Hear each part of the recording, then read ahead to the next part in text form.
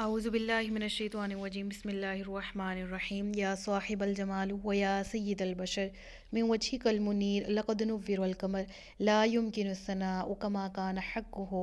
بعد از خدا بزرگ توئی قصہ مختصر جزا اللہ عنا سیدنا و مولانا محمد صلی اللہ علیہ وآلہ وسلم ما هو اہلو یا رب لک الحمد كما ينبغي لجلال وجهك وعظیم سلطانک رب اشرح لي صدری ويسر لي امری واحلل عقدة من لسانی یفقهوا قولی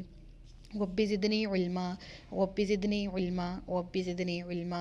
السلام علیکم ورحمۃ اللہ وبرکاتہ۔ میں حافظہ افرا جاوید اسلام آپ سب لوگوں سے مخاطب ہوں اپنے یوٹیوب چینل انفینٹ اسلام میں۔ آپ سب لوگوں کو خوش آمدید کہتی ہوں۔ امید کرتی ہوں آپ سب لوگ خیریت سے ہوں گے، زندگی پرسکون پراطمینان اور ایمان بالخیر گزر رہی ہوگی۔ سورۃ آل عمران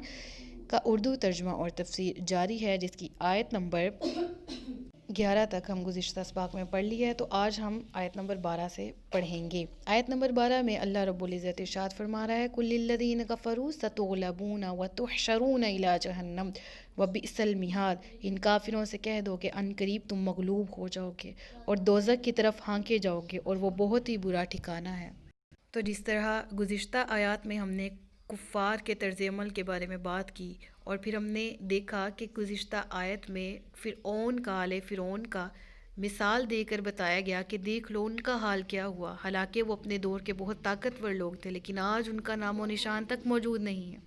اسی طرح اس آیت میں نبی پاک صلی اللہ علیہ وآلہ وسلم کو فرمایا گیا کہ اے محبوب صلی اللہ علیہ وآلہ وسلم، جو کفار اسلام مٹانے کی کوشش کر رہے ہیں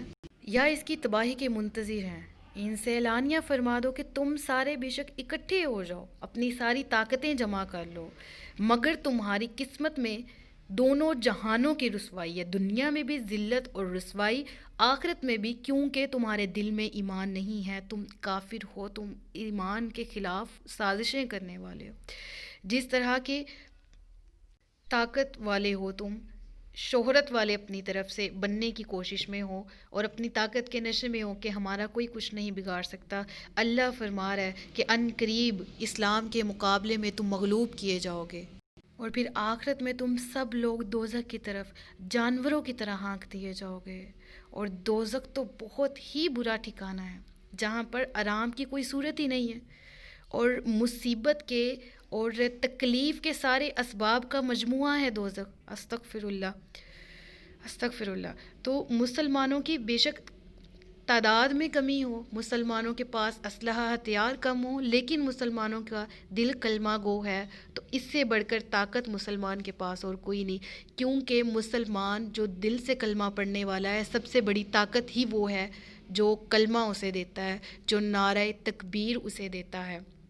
تو جس طرح مثال آگے غزوہ بدر کا ذکر کیا جا رہا ہے، اور مثال کے طور پر جس طرح پچھلی آیت کو ریلیٹ کیا گیا اس آیت سے، تو پھر کیا فرمایا گیا، بے شک تمہارے لیے ان دو گروہوں میں بڑی نشانی ہے جنہوں نے آپس میں جنگ کی، ان میں ایک گروہ تو اللہ کی راہ میں لڑ رہا تھا، اور دوسرا گروہ کافروں کا تھا جو کھلی آنکھوں سے مسلمانوں کو خود سے دگنا دیکھ رہے تھے، اور اللہ اپنی مدد کے ساتھ جس کی چاہتا ہے تائید فرماتا ہے، بے شک اس میں عقل مندوں کے لیے بڑی عبرت ہے۔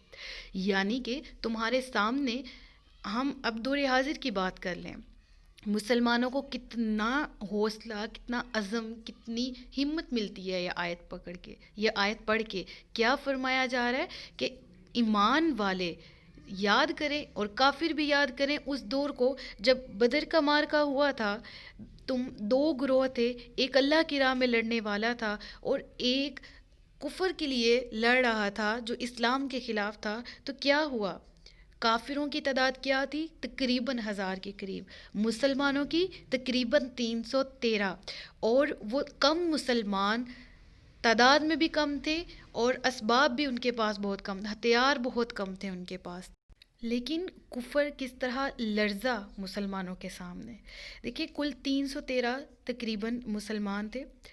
صحابہ کرام جو کہ غزوہ بدر میں شریک ہوئے، جن میں سے 77 جو تھے وہ مہاجرین تھے اور 236 انصار تھے،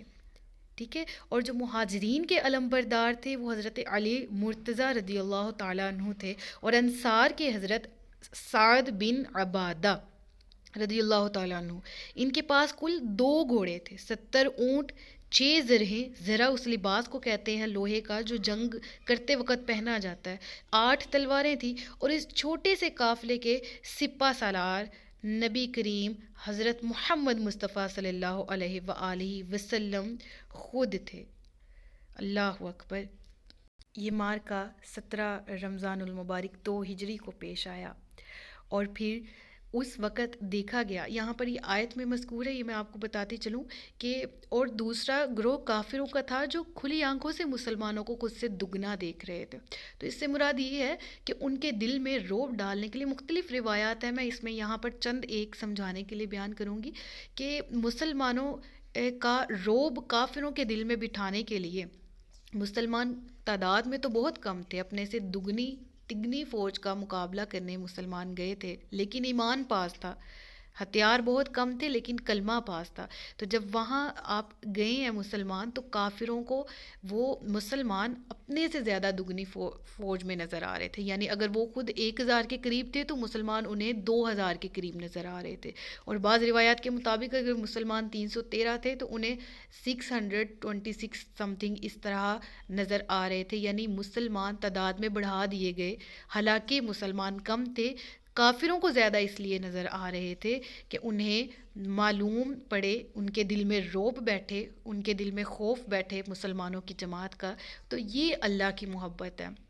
جب دل میں کلمہ ہو اور پاس کوئی ہتھیار نہ ہو لیکن کفر کے سامنے ڈٹ جائے، وہی مومن ہے، اور پھر ایسے مومنین کا اللہ ساتھ دیتا ہے، اور یہ مارکہ بدر ہمارے سامنے اسی لیے پیش کیا گیا۔ اور میں قربان جاؤں اپنے ملک پاکستان پہ، یہ بھی تو مسلمانوں کی جد و جہد کے بعد پیش آیا، معرض وجود میں آیا، اور اسی طرح آیا، مسلمانوں نے کس طرح وہاں سے ہجرت کی، اور پھر اس کے بعد جب جنگ ہوئی کفار کی طرف سے 2 دفعہ جنگ مسلط کی گئی، لیکن مسلمانوں نے اپنے ایمان، عزم اور حوصلے کی وجہ سے اس جنگ کو جیتا اور سرخرو ہوئے، اور اسی طرح آج بھی یہ قرآن کی آیت مسلمانوں کے سامنے ہے، اس کو عزم اور حوصلہ دے رہی ہے کہ آج بھی اگر تعداد کم ہے، اسلحہ کم ہے، ہتھیار کم ہے، گھبرانا نہیں ہے، مرد مجاہد وہی ہے جو کلمہ پڑھ کے اللہ اکبر کا نعرہ تکبیر بلند کرتے ہوئے جنگ کے میدان میں چلا جاتا ہے، کیونکہ اسے پتہ ہے کہ اللہ کی مدد ساتھ ہو تو کوئی اور مدد کی ضرورت نہیں رہتی۔ آیت نمبر 14 زُجِّنَ لِلنَّاسِ حُبُّ الشَّهَوَاتِ مِنَ النِّسَاءِ وَالْبَنِينَ وَالْقَنَاطِيرِ الْمُقَنطَرَةِ مِنَ الذَّهَبِ وَالْفِضَّةِ وَالْخَيْلِ الْمُسَوَّمَةِ وَالْأَنْعَامِ وَالْحَرْثِ ذَلِكَ مَتَاعُ الْحَيَاةِ الدُّنْيَا وَاللَّهُ عِندَهُ حُسْنُ الْمَآبِ۔ لوگوں کے لیے ان کی خواہشات کی محبت کو آراستہ کر دیا گیا، یعنی عورتوں اور بیٹوں اور سونے چاندی کے جمع کیے ہوئے ڈھیروں اور نشان لگائے ہوئے گھوڑوں اور مویشیوں اور کھیتوں کو ان کے لیے آراستہ کر دیا گیا۔ یہ سب تو دنیاوی زندگی کا ساز و سامان ہے، اور صرف اللہ کے پاس اچھا ٹھکانہ ہے۔ یہ آیت بہت ہی غور و فکر کا درس دیتی ہے۔ دنیا مقام فانی ہے، مقام عبرت ہے،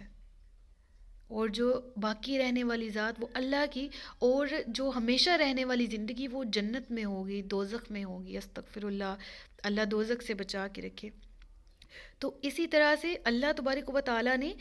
دنیاوی زندگی کا سامان جو دیا زندگی گزارنے کے لیے، وہ کیا تھا؟ انسان کو عورتوں، اولاد اور سونے چاندی کے جو ڈھیر ہیں، اور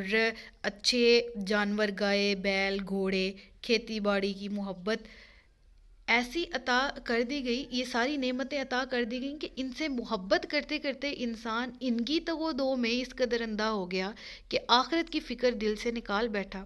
ہر شخص اپنی زندگی کا خود اندازہ لگائے یہ آیت پڑھ کے کہ یہ جو نعمتیں ہمیں دنیاوی زندگی گزارنے کے لیے دی گئی تھی، ہم نے ان کو ہی اپنی زندگی بنا لیا، ہم نے ان کے پیچھے اپنی آخرت کو بھلا دیا۔ یہ تو نعمتیں ہمیں دنیا زندگی گزارنے کے لیے دی گئی تھی کہ دنیا پر بہترین طور پہ رہا جا سکے، یہ بھی اللہ کی نعمت ہے۔ جانور اور اولاد اور مال اور زوجین، یہ ساری اللہ کی نعمتیں ہیں، زندگی گزارنے کے لیے دیے گئے، اور اگر ان کے باوجود ان کی نعمتوں کا شکر ادا کرتے کرتے تم ان میں ہی ساری زندگی گھر بناتے گزر جاتی، نماز ایک نہیں پڑھی، اور آخر میں مر کے وہی گھر خالی چھوڑ کے انسان 1.5 گز 2 گز زمین کے ٹکڑے میں چلا جاتا ہے، 2.5 गज ज़मीन के टुकड़े में सारी ज़िंदगी बना देता है, बिजनेस एम्पायर खड़ी करनी है, एंड पे छोड़ के चला जाता है। तो ये दुनियावी साजो सामान तो दुनिया में रहने के लिए था, टेम्परेरी, और दुनिया भी टेम्परेरी है। लेकिन हमने इसी को अपनी दुनिया ही, इसको अपनी ज़िंदगी समझ लिया, आखिरत को बुला दिया। बंदा मोमिन कलमा पढ़ते हुए यकीन और इकरार तो ज़रूर करता है, हाँ मर जाएंगे, हाँ दोबारा ज़िंदगी मिलेगी, हाँ उसमें हमसे हिसाब किताब होगा। लेकिन तैयारी क्या कर रहा है बंदा, तैयारी क्या कर रहा है अपने मरने की? एक लम्हा लगता है आंखें बंद होने में, इस जहां से उस जहां फासला एक सांस का, जो चल रही तो ये जहां, जो रुक गई तो वो जहां। तो बंदा कहाँ जा रहा है? तो यह तो गौर व फिक्र करने वाली है कि ये सब दुनियावी ज़िंदगी के साजो सामान है, सिर्फ अल्लाह के पास अच्छा ठिकाना है, और वो ठिकाना जन्नत है। हमने उसमें जाना है, हमने उसके लिए कोशिश करनी। हाँ दुनिया में भी रहें, औलाद का ख्याल रखें, वालिदैन का ख्याल रखें, कमाएं भी, रोज़गार हलाल रिज़्क कमाएं जिस तरह कुरान में हुक्म है कमाने का। लेकिन बहरहाल इनके साथ साथ आखिरत को ना भूलें, आखिरत की तैयारी को जारी रखें। सदक़ल्लाहुल अलीयुल अज़ीम व सदक़ रसूलुहुन नबीयुल करीम व नहनु अला ज़ालिका मिनश शाहिदीन व शाकिरीन व मा अलैना इल्लल बलागुल मुबीन। सच फरमाया अल्लाह ने जो अज़मत वाला है। अपना ख्याल रखिएगा, मुझे दुआओं में याद रखिएगा। ताजदार ख़त्म नबूवत ज़िंदाबाद, पाकिस्तान हमेशा ज़िंदाबाद। अस्सलामु अलैकुम व रहमतुल्लाहि व बरकातुहू।